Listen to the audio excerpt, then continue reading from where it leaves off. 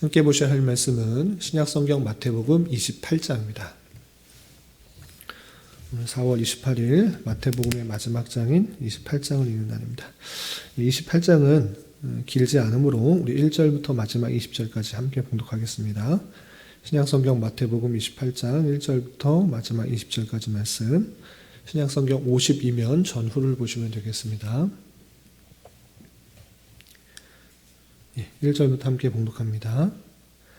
안식일이 다 지나고 안식 후 첫날이 되려는 새벽에 막달라 마리아와 다른 마리아가 무덤을 보려고 갔더니 큰 지진이 나며 주의 천사가 하늘로부터 내려와 돌을 굴려내고 그 위에 앉았는데 그 형상이 번개 같고 그 옷은 눈같이 희건을 지키던 자들이 그를 물어서 하여 떨며 죽은 사람과 같이 되었더라. 천사가 여자들에게 말하여 이르되 너희는 무서워하지 말라. 십자가에 못 박히신 예수를 너희가 찾는 줄을 내가 아노라. 그가 여기 계시지 않고 그가 말씀하시던 대로 살아나셨느니라. 와서 그가 누우셨던 곳을 보라. 또 빨리 가서 그의 제자들에게 이르되 그가 죽은 자 가운데서 살아나셨고 너희보다 먼저 갈릴리로 가시나니 거기서 너희가 배우리라 하라. 보라, 내가 너희에게 일렀느니라 하거늘 그 여자들이 무서움과 큰 기쁨으로 빨리 무덤을 떠나 제자들에게 알리려고 다름질할세 예수께서 그들을 만나 이르시되 평안하냐 하시거늘 여자들이 나아가 그 발을 붙잡고 경배하니 이에 예수께서 이르시되 무서워하지 말라. 가서 네 형제들에게 갈릴리로 가라 하라.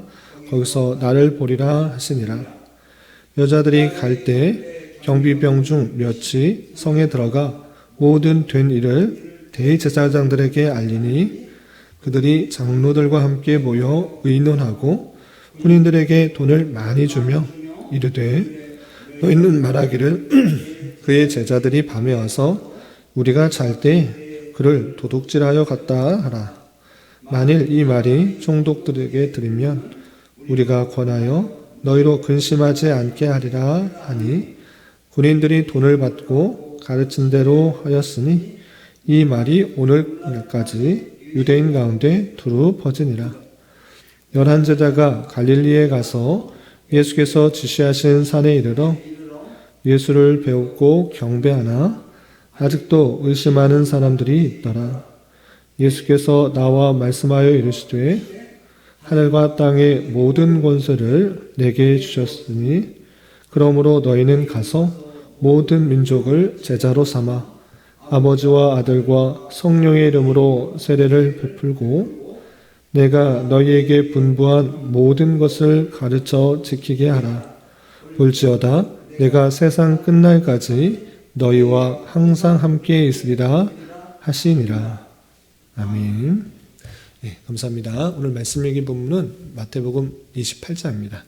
우리가 어제 살펴봤던 마태복음 27장에서는 예수님께서 빌라도의 법정에서 사형을 선고받으시고 또 갖은 수모와 희롱을 다 당하시면서 십자가에 달려서 돌아가시는 장면과 또 그 시체를 거두어서 아리마대 사람 요셉이 장사 지내는 장면을 살펴볼 수 있었습니다.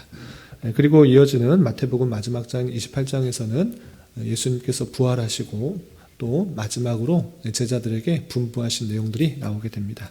내용을 좀 더 자세하게 살펴보면서 오늘날 이 말씀들을 어떻게 적용해야 될지 생각해보는 시간을 갖도록 하겠습니다. 우선 28장 1절에서 보면 안식일이 다 지나고 안식 후 첫날이 되려는 새벽에 되어 있습니다. 그러니까 예수님께서 돌아가신 때는 언제인가라고 할 때 금요일, 어제 살펴본 것 같이 금요일 낮 12시부터 오후 3시까지 어두워졌다라고 하고 그 오후 3시 정도에 예수님께서 엘리 라마 사막다니라고 하면서 숨을 거두시는 장면이 나옵니다. 그리고 그 금요일 저녁이 되기 전까지 이제 안식일이 시작되기 때문에 안식일이 시작되기 전에 아리마대 사람 요셉이 그 시신을 거두어서 장사를 지냈던 것입니다. 그래서 금요일에 돌아가시고 토요일 안식일을 지난 후 일요일 안식 후 첫날 새벽에 부활하시는 그 장면이 이어지는 것입니다. 그래서 안식 후 첫날이 되려는 새벽에 누가 갔는가라고 할 때 막달라 마리아와 다른 마리아가 무덤을 보려고 갔다 되겠습니다. 막달라 마리아와 다른 마리아는 예수님께서 돌아가시는 장면을 끝까지 지켜보던 그런 자들인데 또 마찬가지로 안식 후 첫날 그 무덤을 보러 갔다 되어 있습니다. 그래서 무덤을 보러 갔다라는 것은 실제 무덤이 어떻게 생겼나 보러 갔다 이것이 아니라 예수님께서 어떻게 되셨는지 그 시신을 좀 보고자 갔던 것입니다. 그래서 병행 성경 구절인 마가복음과 또 누가복음을 보시면 이 마리아가 예수님을 보고 싶은데, 시체를 보고 싶은데 누가 우리를 위해서 그 돌을 옮겨줄까라는 걱정을 하면서 그곳을 갔다라는 그런 표현이 있는 것입니다. 그래서 무덤을 보러 갔다라는 그 표현은 실제 무덤이 어디 있는가 보러 갔다라는 것이 아니라 예수님의 시체를 보고 싶어하는 마음들이 여전히 있다라는 것을 생각해 볼 수가 있는 것입니다. 그런데 무덤을 보러 또 예수님의 시신이 어떻게 됐는지 보려고 갔는데 2절 보시면 큰 지진이 나며 주의 천사가 하늘로부터 내려와 돌을 굴려내고 그 위에 앉았다 그랬습니다. 걱정하면서 돌을 누가 치워주고 또 예수님의 시신이 어떻게 됐는지 궁금해서 갔는데 가보니 주의 천사가 내려와서 돌을 이미 굴려놓은 것입니다. 그리고 그 천사의 모습이 어떻게 되어 있는가 3절에서 보시면 번개 같고 옷은 눈같이 희거늘이라고 하면서 천사의 모습들을 이렇게 표현하고 있는 것입니다.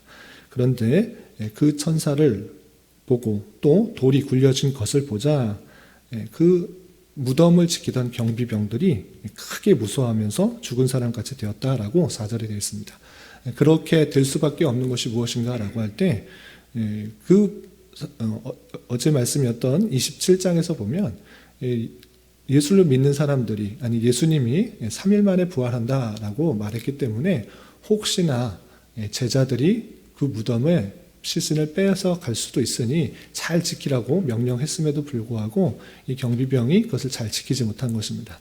그렇게 돼서 이 무덤을 잘 지키지 못했다라는 생각과 또 천사를 보자 죽은 사람과 같이 무서워 떠하는 그 모습을 볼 수가 있는 것입니다. 그런데 이때 천사가 여자들에게 이렇게 말합니다. 5절 보시면 너희는 무서워하지 말라. 십자가에 못 박힌 예수를 너희가 찾는 줄을 내가 아노라. 그가 여기 계시지 않고 그가 말씀하신 대로 살아나셨느니라. 와서 그가 누우셨던 곳을 보라. 이렇게 말을 하는 것입니다. 천사가 여자에게 너 왜 예수 시신을 찾으러 왔느냐. 그가 분명히 다시 살아날 것을 말했고 진짜 다시 살아나셨다, 부활하셨다라는 것들을 알려주고 다시 한번 누우셨던 곳을 보라라고 하면서 그 시신이 있지 않다라는 것을 알려주는 것입니다. 그리고 7절에 보면 또 빨리 가서 그의 제자들에게 이르되 그가 죽은 자 가운데서 살아나셨고 너희보다 먼저 갈릴리로 가시나니 거기서 너희가 배우리라 하라라고 하면서 천사가 이 부활의 사실들을 제자들에게 알리고 또 확실하게 증거하라라는 것들을 알려주게 됩니다. 그렇게 되자 8절을 보시면 여자들이 무서움과 큰 기쁨, 동시에 두 가지 감정을 느끼는 것입니다. 한편으로는 무섭고 한편은 예수님께서 부활하셨다는 그 큰 기쁨들이 있기 때문에 그 기쁨을 가지고 천사의 말대로 다시 제자들에게 알려주기 위해서 뛰어가는 그 모습을 볼 수 있습니다. 그때 예수님께서 그 여자들에게 다시 한번 나타나셔서 이렇게 말씀하십니다. 9절 10절 보시면 예수께서 그들을 만나 이르시되 평안하냐 하시거늘 여자들이 나아가 그 발을 붙잡고 경배하니 이에 예수께서 이르시되 무서워하지 말라. 가서 내 형제들에게 갈릴리로 가라 하라. 거기서 나를 보리라 하시니라 라고 하면서 그 여자들을 다시 한번 안심시키고 또 갈릴리에 가서 제자들에게 갈릴리로 돌아가서 나를 만나게 될 것을 전하라라고 알려주게 됩니다. 그리고 나서 11절부터 15절까지는 경비병의 그 모습을 나오는데 자기가 무덤을 잘 지키지 못하였다라는 사실들 그리고 그 예수께서 부활하셨다라는 사실을 대제사장에게 보고합니다. 그러나 대제사장은 부활하였다라는 그 사실을 알고 그것을 예수를 믿는 것이 아니라 오히려 경비병에게 돈을 주고 제자들이 돌을 옮기고 경비병들이 자고 있을 때 제자들이 돌을 옮기고 시신을 훔쳐갔다, 시신을 가져갔다라고 퍼뜨리라라고 돈을 주고 그렇게 시키게 됩니다. 그래서 그 소문들, 돈을 받고 소문들을 그렇게 퍼져서 오늘날까지도 그런 소문들이 있다라는 내용들로 전해지게 됩니다. 그리고 나서 16절부터 20절까지는 예수님께서 정말 말씀하신 대로 갈릴리로 가서 그 제자들에게 나타나십니다. 그렇게 나타나셨음에도 불구하고 제자들은 예수의 부활을 믿는 사람도 있지만 믿지 않는 사람도 있는 것입니다. 17절 보시면 예수를 배웠고 경배하나 아직도 의심하는 사람이 있더라 라고 하면서 보고도 예수님의 부활하신 모습을 보고도 의심하는 그 모습들이 여전히 연약한 가운데 있던 모습들을 기록되고 있는 것을 볼 수 있습니다.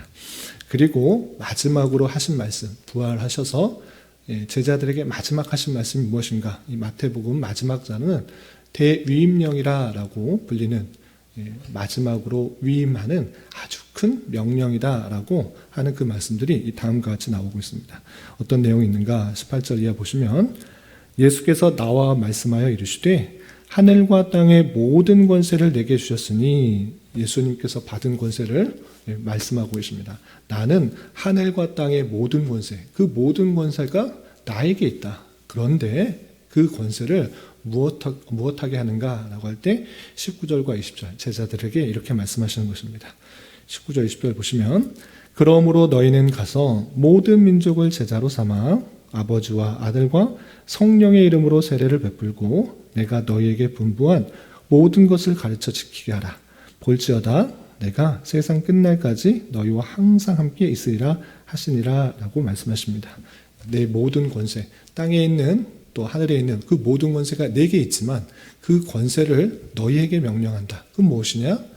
땅의 모든 족속, 그 모든 족속에게 모든 족속을 제자로 삼아 아버지와 아들과 성령의 이름으로 세례를 베풀고 예수를 믿게 하여서 세례를 베풀고 거기서 그치는 것이 아니라 내가 너희에게 분부한 모든 것을 가르쳐 지키게 하라라는 그 말씀을 전해주시고 그것들을 하는 데 있어서 너희들 스스로 너희 힘으로 하는 것이 아니라 내가 너희와 세상 끝날까지 항상 함께 있을 것이니까 두려워하지 말고 걱정하지 말고 이 모든 것들을 지켜 행하라 라고 말씀해 주시는 그 말씀을 볼 수 있습니다. 여기까지가 28장의 내용인데 이 말씀을 통해서 두 가지 큰 교훈을 받았으면 좋겠습니다. 첫 번째는 무엇인가 라고 할 때 예수님께서 누차 말씀하신 대로 돌아가시고 난지 3일 만에 부활하셨다라는 사실입니다. 예수님께서 십자가에 달려 돌아가신 사건 아주 중요한 사건인 것입니다. 그럼 무엇이냐? 우리의 죄를 대신하여 십자가에 달려 돌아가서 죄의 형벌을 대신 지신 것입니다. 아주 중요한 사건입니다. 그러나 십자가에 달려 돌아가신 것으로 끝인다고 하면 우리에게는 희망이 없는 것입니다.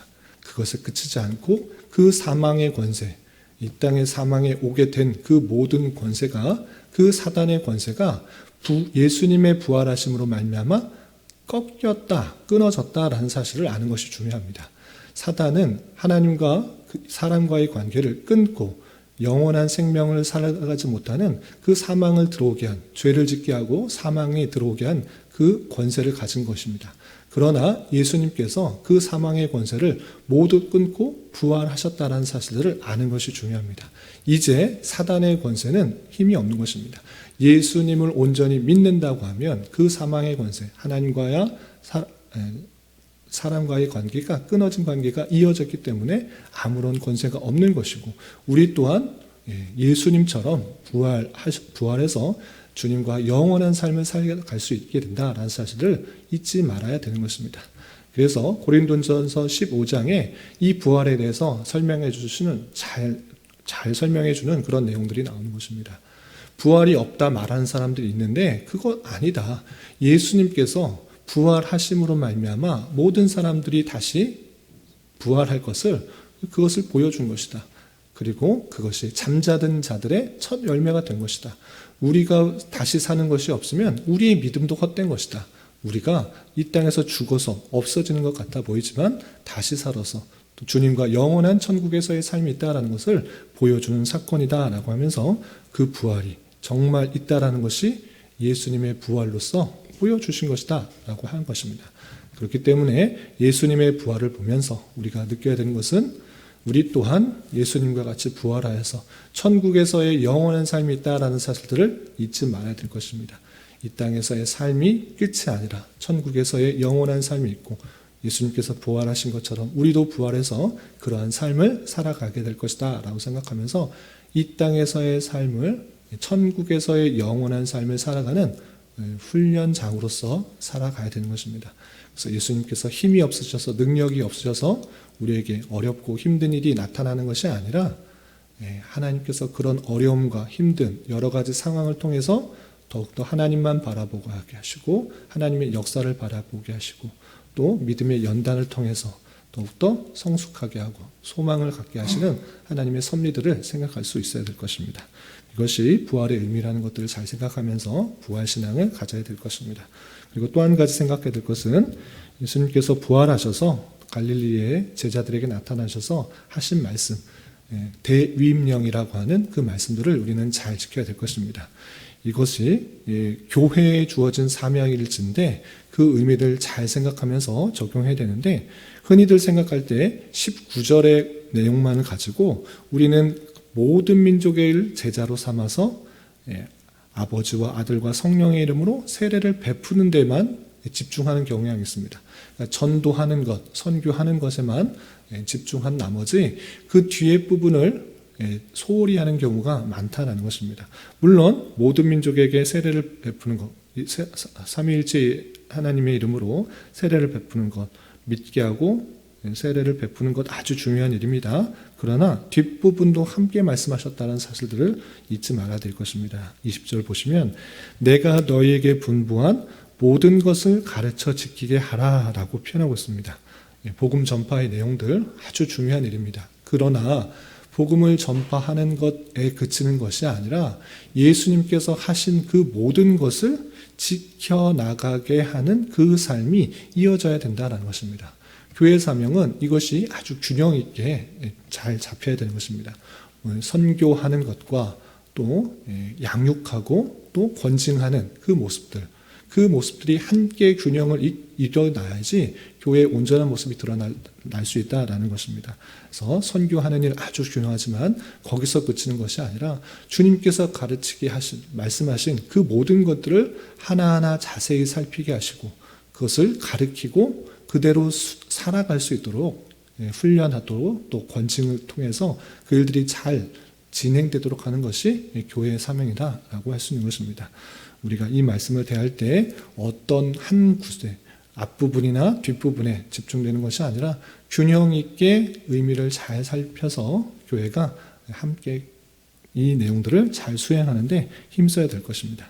그래서 교회적 사명으로 이 말씀을 받아들일 것이고 개인적으로는 어떻게 적용해야 되는 것인가 라고 할 때 첫 번째, 교회에 주어진 선교의 사명, 복음 전파의 사명을 나도 받은 것입니다. 그럴 때 생업을 다 뒷전치고 모든 민족에게 선교를 하라 이런 것이 아니라 주어지는 자리에서 보내지는 자리에서 하나님께서 이곳에 우연히 보내준 것이 아니라 또 하나님께서 뜻이 계셔서 이곳에 있게 하셨다라는 생각을 가지고 주어진 자리에서 말과 행동으로서 그리스도의 사랑을 하나님의 은혜를 전하는 자의 삶을 살아가야 되는 것입니다.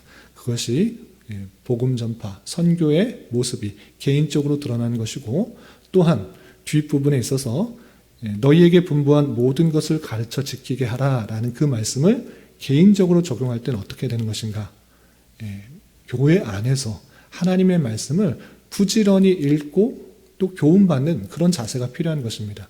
나는 하나님이 주신 말씀들을 정말 그 모든 것을 알고 있는가, 가르침을 받기 위해 힘쓰고 있는가, 그것을 생각해 봐야 될 것입니다. 내가 원하는 부분만, 그냥 어떤 조금만 부분만 알고 끝나는 것이 아니라 주님께서 주신 그 모든 말씀들, 그것이 어떠한 말씀인지 부지런히 배우고 익히는 그런 자세가 필요한 것입니다. 또한 가르침에서 그치는 것이 아니라 지키게 하라라는 그 말씀을 통해서 개인적으로 받을 때 그 말씀이 지켜지도록 하는 교회의 여러 가지 다양한 수단들, 특별히 권징과 치리의 내용들이 있을 때 그것을 잘 감당하여 받아들일 수 있는 자세가 필요한 것입니다. 선포되는 그 말씀에 지키기 싫다고 해서 그냥 뛰어나가고 다른 교회 가고 옮기는 것이 아니라 그 말씀이 지켜지도록 하는 다양한 방편들이 있을 때 건전하게 또 말씀대로 시행될 때 잘 받아들일 수 있는 자세, 내 생각과 내 방법과 내 뜻이 다르다 할지라도 하나님의 말씀이라고 하면 고치려고 하는 그 자세가 개인적으로 수반되어야 되는 것입니다. 이 말씀들이 교회 안에서 또 개인적으로 잘 적용되어서 하나님께서 원하시는 그런 교회의 모습으로 잘 성장해 나가야 될 것입니다. 오늘 하루 살아가실 때 또 남은 한평생 살아가실 때 오늘 배운 교훈받은 그 말씀에 따라 힘있게 살아갈 수 있는 저와 여러분이 되시기를 주님의 이름으로 부탁을 드립니다. 기도하겠습니다. 하나님 아버지 감사합니다. 오늘 말씀을 통해서 예수님께서 미리 알려주신 대로 장사된 지 3일 만에 다시 살아나셔서 많은 사람들에게 보이시고 특별히 제자들에게 마지막 대위임령을 분부하시는 말씀을 대하였습니다. 이런 말씀을 대하는 자로서 사탄의 권세요 사망의 권세를 예수님께서 꺾으시고 부활하셨다라는 사실들을 온전히 믿게 하여 주시고 우리 또한 주님과 같이 부활의 몸으로 영원히 살아가게 될 것을 믿으며 순간을 살아도 영원에 속한 자로서 땅을 밟고 살지만 하늘에 속한 자의 삶을 살아갈 수 있도록 인도하여 주시고 우리에게 맡겨진 복음 전파의 사명을 기쁨으로 잘 감당하게 하여 주시며 또한 주님께서 분부한 모든 것을 가르쳐 지키게 하는 사역도 균형 있게 잘 감당하는 교회 되도록 은혜를 더하여 주시옵소서. 주님, 사울은 고난과 부활의 달로 보냈습니다. 주님께서 이 땅에 오셔서 당하신 고난의 의미를 계속해서 잘 생각하며 지내게 하여 주시고 때때로 만나게 되는 환난과 역경을 믿음으로 잘 견디어나갈 수 있도록 인도하여 주옵시며 그 모든 상황과 여건을 성화의 방편으로 잘 사용할 수 있도록 역사하여 주시옵소서. 주님, 교회 내 육체의 질병과 연약함으로 어렵고 힘든 가운데 있는 여러 성도들이 있사오니 주님 지켜주셔서 건강하게 잘 치유되고 회복될 수 있도록 인도하여 주시고 직장과 사업장의 문제로 가족의 전도와 신앙을 위해 아이의 임신과 남편의 사업을 위해 주님께 간절히 부르짖며 나아가는 여러 지체들이 있사오니 주님 그들과 함께하여 주시고 그들의 기도 응답해 주시사 우리의 기대와 소망보다 훨씬 더 풍성한 것들로 채워주시는 하나님을 깊이 경험할 수 있는 기회 되도록 인도하여 주시옵소서. 오늘 저녁에 있는 금요 기도의 시간에도 주님 함께하여 주실 줄 믿으며 이 시간 각자 간절하게 간구하는 기도 제목 주님께서 들으시고 가장 선한 것들로 응답하여 주시옵소서. 예수님의 이름으로 기도 올리옵나이다. 아멘.